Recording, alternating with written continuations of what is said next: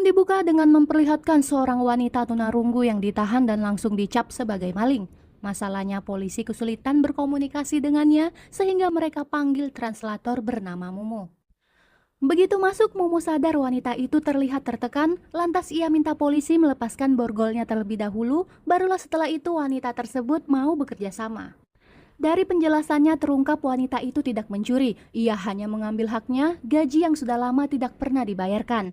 Namun di ruangan lain bosnya justru merasa difitnah oleh wanita tersebut. Mumu yang minum di lorong mendengar pria itu, lantas dia datang guna menanyakan caranya berkomunikasi kepada karyawan yang bisu, dan pria itu bilang lewat SMS. Mendengar itu, Mumu kembali ke ruangan guna menanyakan kebenarannya, lantas wanita itu pun membenarkannya. Namun ketika diminta menjelaskan isi pesannya, wanita itu berkata sudah dihapus bosnya dan dia juga tak mau memperpanjang masalah ini, bahkan jika harus menandatangani surat pengakuan bersalah.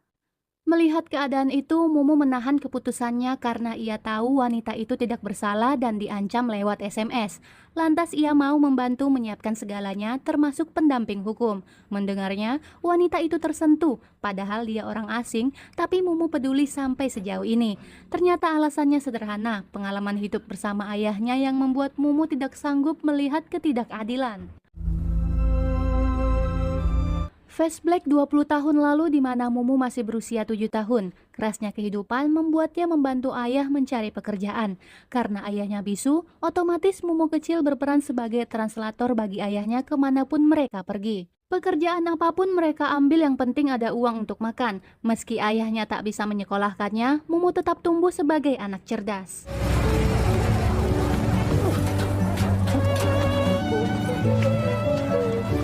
Setelah selesai memperbaiki AC, mereka pulang ke tempat tinggal mereka di sebuah penampungan tunarunggu yang diam-diam juga digunakan sebagai pangkalan slot mania. Di sana tinggal orang-orang bisu dari berbagai usia dan latar belakang berbeda. Semuanya bertahan hidup dengan caranya masing-masing. Malam itu saat melihat album foto keluarga, dengan hati-hati Mumu bertanya tentang ibunya yang sudah 5 tahun tak pernah muncul, bahkan nelpon belum pernah. Mendengarnya, Mada sempat beku, lalu cepat mengalihkan pembicaraan. Katanya ia sedang menabung agar suatu hari bisa sekolahkan Mumu. Mumu langsung menolak, baginya lebih penting membantu ayah mencari nafkah, namun Mada menegaskan sekolah jauh lebih penting, karena ia ingin nasib Mumu lebih baik dari dirinya.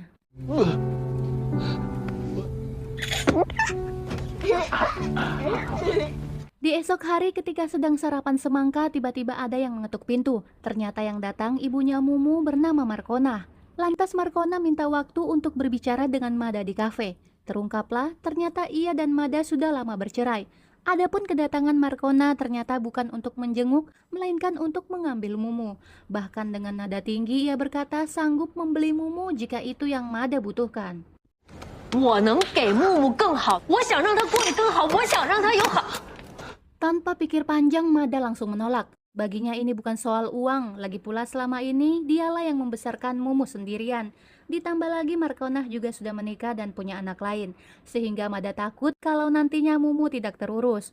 Mendengar penolakan itu, Markonah marah besar dan bersikeras membawa masalah ini ke pengadilan. Namun melihat tulisan itu, Mada sama sekali tidak takut.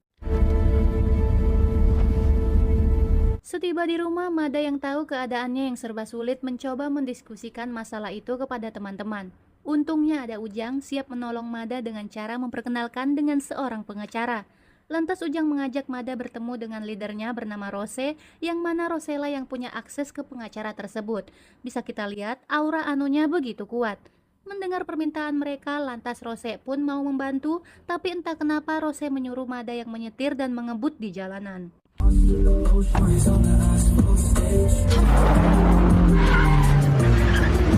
Singkatnya mereka bertemu dengan pengacara bernama Chen. Setelah mendengar kondisi Mada, Chen mengatakan ada peluang menang asal syaratnya terpenuhi, yaitu tidak ada riwayat kekerasan anak. Mumu juga harus disekolahkan dan Mada harus memiliki pekerjaan tetap. Selain itu, Mada juga harus pindah ke tempat tinggal yang layak dan membayar mahal pengacara Chen.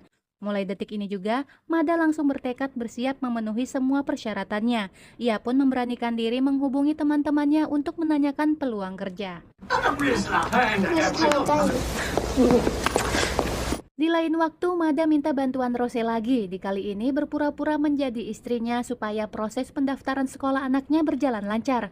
Awalnya Rose menolak, tapi setelah mendengar rekaman Mumu belajar, akhirnya Rose pun jadi luluh. Mereka pun pergi ke sekolah, namun saat wawancara dengan kepala sekolah, Mumu hanya diam karena memang gak berniat. Alhasil, Mumu tidak diterima, akan tetapi Rose menghentikan langkah kepala sekolah. Ia meyakinkannya untuk mempertimbangkannya lagi. Katanya meski Mada tunarunggu, dia berusaha mendukung pendidikan anaknya, bahkan sampai merekam pelajaran anaknya supaya bisa ditunjukkan ke orang-orang hanya untuk mencari tahu anaknya benar-benar serius belajar. Mendengar perjuangan ayahnya yang luar biasa, akhirnya Mumu tersentuh dan melantunkan puisi yang pada akhirnya Mumu pun diterima. 你的新工作 Sesampainya di rumah, Mumu yang kepikiran bertanya kepada Mada kenapa berpisah dari ibunya. Mendengar itu, Mada mencoba menjelaskan pelan-pelan arti perceraian. Terkadang dua insan tak lagi bisa hidup bersama, tapi itu tidak mengurangi rasa sayang ibunya ke Mumu. Hanya saja ibunya tidak menginginkan Mada lagi. Melihat Mumu mulai sedih, Mada langsung menghiburnya. Keesokan harinya, Mada mulai berkemas karena harus pindah ke tempat yang lebih layak demi menang di persidangan. Para penghuni rumah tunarunggu tampak kehilangan karena sejak Mumu kecil mereka jugalah yang ikut merawat dan membesarkannya. Mereka hanya minta satu hal, jangan pernah melupakan mereka. Dengan berat hati mereka pun saling melepaskan kepergian itu.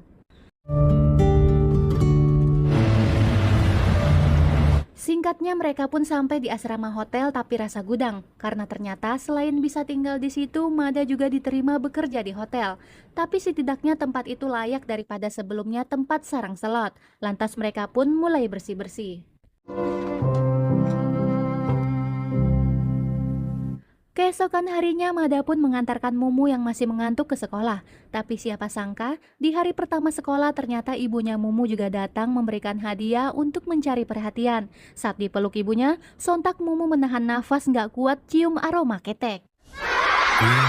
Singkat waktu, hari-hari yang mereka lalui penuh perjuangan tapi tetap selalu tersenyum. Hingga pada suatu hari saat Mada sedang bekerja membersihkan kamar hotel, tapi dia tidak menyadari di dalam kamar itu ada Bondon yang baru selesai mandi. Karena tuli, ia tidak mendengar apapun. Alhasil tamu itu komplain dan Mada dimarahin habis-habisan sama atasan. Meski sudah minta maaf, tapi pelanggan sombong tetap tak mau tahu. Akibat kejadian itu, Mada terlambat menjemput Mumu. Di sepanjang jalan dia menoleh mencari anaknya, takutnya dia nekat pulang sendirian. Untung saja Mumu masih menunggu. 就故意不打手语，就跟我吵，我也跟他吵。 Hingga sesampainya di parkiran hotel, ternyata Rose sudah menunggunya dan tiba-tiba saja minta Mada masuk ke dalam mobil. Dalam perjalanan, Mada disuruh memperhatikan Ujang di jalur sebelah.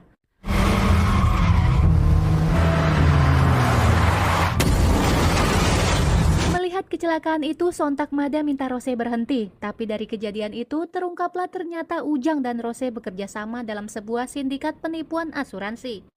Cara mereka sederhana tapi berbahaya, yang mana mereka sengaja menabrakkan mobil yang diasuransikan agar bisa mencairkan dana hingga ratusan juta. Setelah itu, Rose maksa Mada ikut merusak mobil sebagai bagian dari skenario. Namun Mada menolak karena itu penipuan. Keesokan harinya karena sangat membutuhkan uang buat persidangan, Mada mencoba minjam uang pada atasan, namun bukannya mendapat bantuan, ia justru dihina dan putus kontrak mulai bulan depan. Artinya bulan depan Mada diusir dengan alasan terlalu banyak tamu yang mengajukan komplain membuat hotel rugi. Terdesak dan tidak tahu harus mencari uang kemana lagi, Mada pun mulai goyah. Pada akhirnya ia tergiur bergabung dalam sindikat penipuan asuransi itu, sehingga Rose menyarankannya datang ke markas. Keesokan harinya Mada bertemu dengan Big Boss, tapi yang lebih mengejutkan, di tempat itu ternyata hadir pengacara Chen. Sambil memberikan uang, Big Boss berjanji bantu Mada memenangkan persidangan lewat pengacara Chen. Bahkan akan menjadikannya Sultan KW, asalkan Mada mau bekerja untuknya. Mendengar itu, Mada setuju, apalagi bosnya begitu royal, Mada hanya perlu menunjuk mobil mana yang ia inginkan. 不过龙人有先天的优势。 Sejak saat itu, Mada memang mendapatkan banyak uang, akan tetapi waktunya habis tersita. Dulu setiap malam ia selalu ada menemani Mumu, namun kini ia benar-benar tenggelam dalam pekerjaannya sebagai penghancur mobil.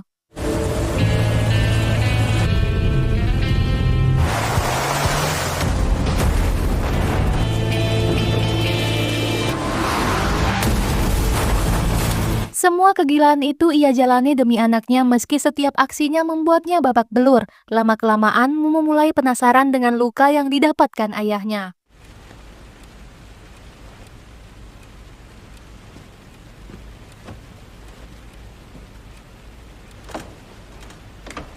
Hingga suatu malam, saat Mada bersiap beraksi lagi, diam-diam Mumu mengikuti dan masuk ke dalam mobil tanpa sepengetahuan ayahnya. Tanpa menyadari hal itu, Mada langsung menyalakan mesin dan membawa mobil melaju kencang. Ketika ia bersiap menabrakkan mobil seperti biasanya, tiba-tiba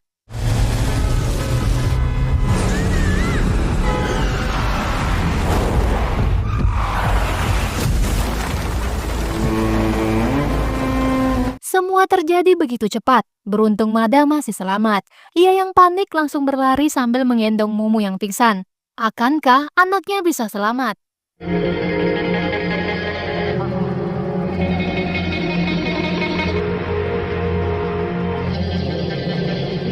Singkat waktu, Markonah yang mendengar kabar kecelakaan anaknya langsung datang ke rumah sakit. Begitu melihat kondisi Mumu, ia langsung panik dan marah. Namun yang paling membuat hati remuk, Mumu tak bisa berbicara setelah kejadian itu. Meski sebenarnya Mumu masih trauma, tapi dokter menyatakan ia boleh pulang. Tanpa banyak bicara, Markonah langsung membawa Mumu pergi, seolah Mada tak pernah ada di ruangan itu. 法院见。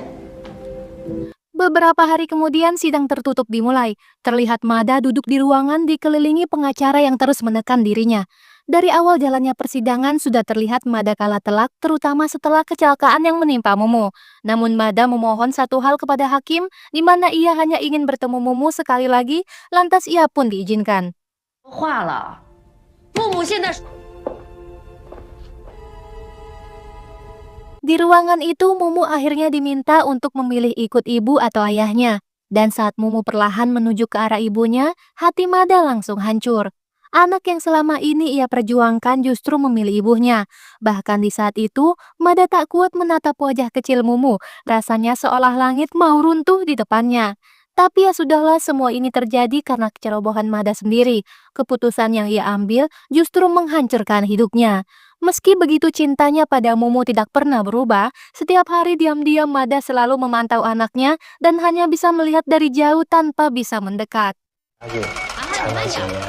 Di rumah barunya Mumu merasa kosong, meski kebutuhannya terpenuhi, tapi ia jarang mendapatkan perhatian dari ibu apalagi dari ayah tirinya. Malam sebelum tidur, Markonah datang buat kasih tahu mereka akan pindah ke luar negeri demi masa depan yang lebih baik. Setelah ibunya pergi, Mumu yang belum mau bicara duduk sendiri sambil main bayangan tangan seperti yang dulu sering ia lakukan bersama ayahnya.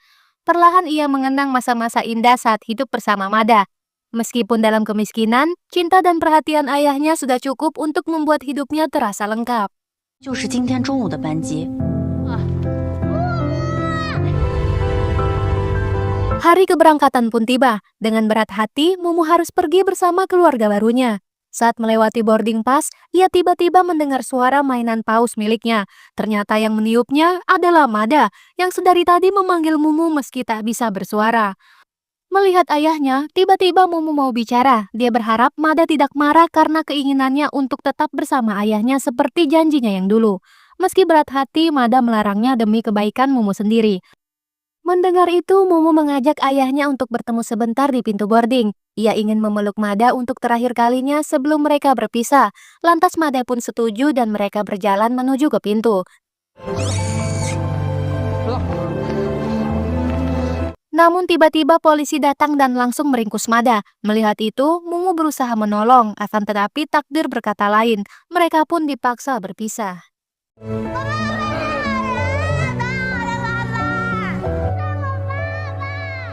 Usut punya usut, ternyata sindikat penipuan asuransi yang dipimpin bos Mada sudah ketahuan. Hal itulah yang membuat Mada tiba-tiba diringkus polisi.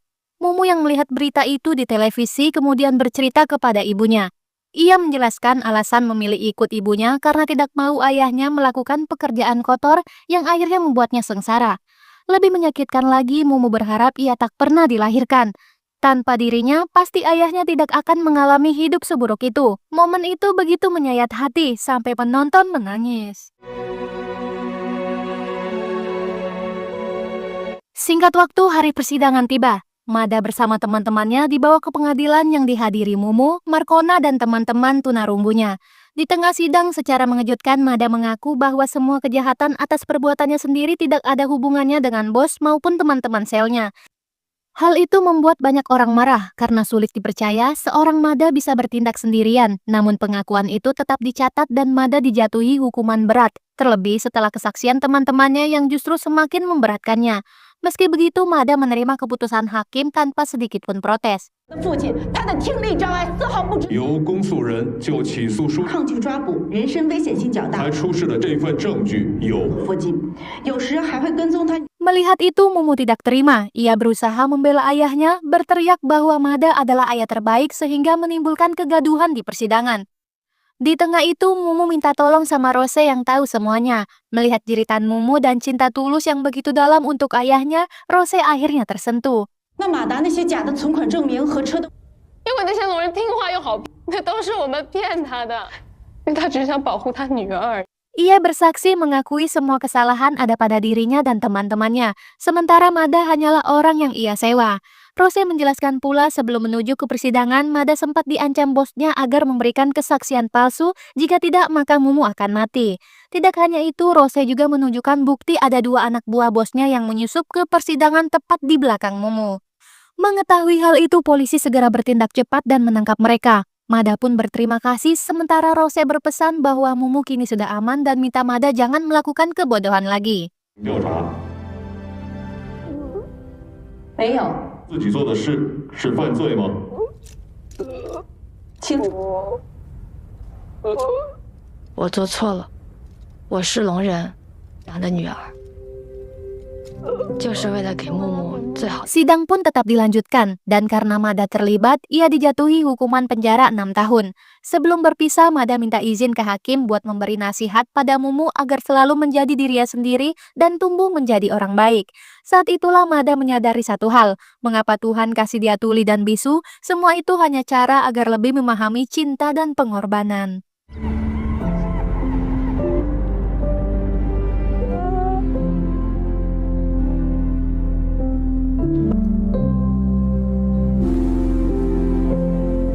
Puluh tahun kemudian, Mumu tumbuh dewasa menjadi seorang gadis cantik yang bekerja sebagai translator bagi penyandang tunarungu. Bisa kita melihatnya sedang membantu seorang tunarunggu yang mendapat perlakuan tidak baik dari majikannya, orang yang muncul di awal film. Jika kamu sampai meneteskan air mata, ketahuilah hatimu lembut dan film pun berakhir.